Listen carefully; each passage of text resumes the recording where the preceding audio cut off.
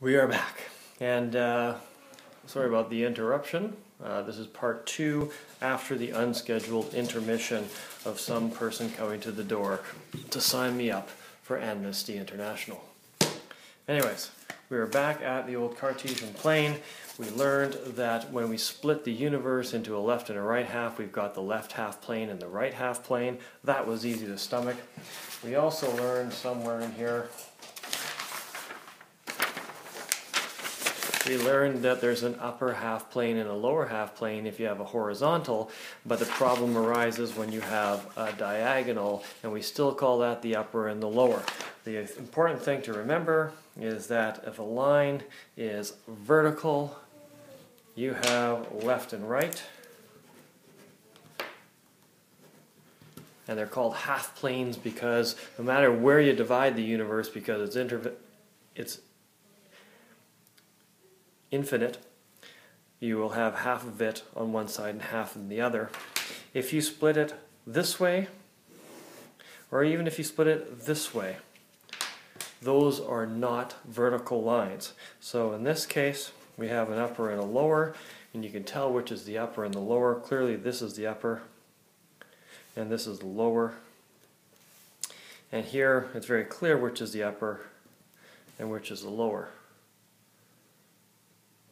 Anything that is not a vertical line is split into the upper and lower halves, or the upper and lower half planes. And vertical lines are split into the left and right half planes. So whenever we talk of half planes, we should know what we're talking about. Now, let's move on to something else. Let's learn why. Why are we bothering with this? Like my Amnesty International pen. Why? Why? Because. That's why. Because of linear inequalities.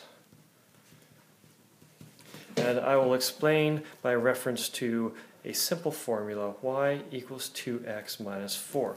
Y equals 2x minus 4, that's in the y-intercept form, y equals mx plus b, so you know that 2 is the slope and negative 4 is the y-intercept. So we could just go 1, 2, 3, 4, 1, 2, 3, 4, and there's the y-intercept. And with a slope of 2, we know it's going to be looking like this. It's going to be kind of steep, and so we'll go like that, and there is our line, y equals 2x minus 4.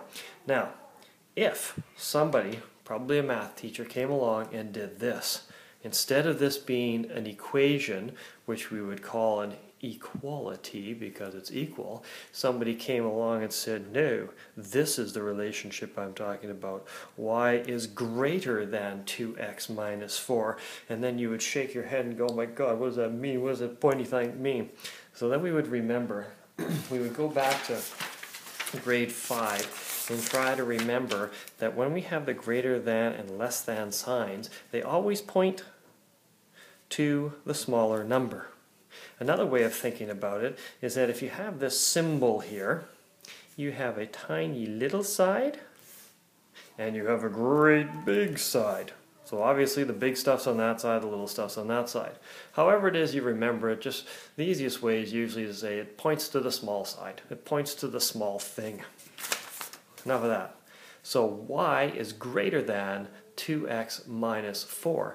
Well, if that's the case, any value for y should be greater than 2x minus 4. So we know that this line represents y equals 2x minus 4. And if that's the line where they're equal, y is bigger when y is bigger, which is up here in the upper half. The upper half. And that's why we need to think about the upper half and the lower half. The upper half is bigger than the values on the line. The y value up here is always more than the corresponding y value on the line.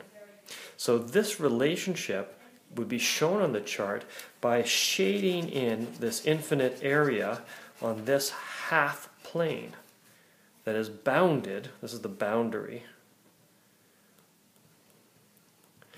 It's known as the boundary, bounded by the equation. So the inequality is the shaded area, The equation is the boundary. Now this gets just a little bit more complicated, but that's going to be in the next video.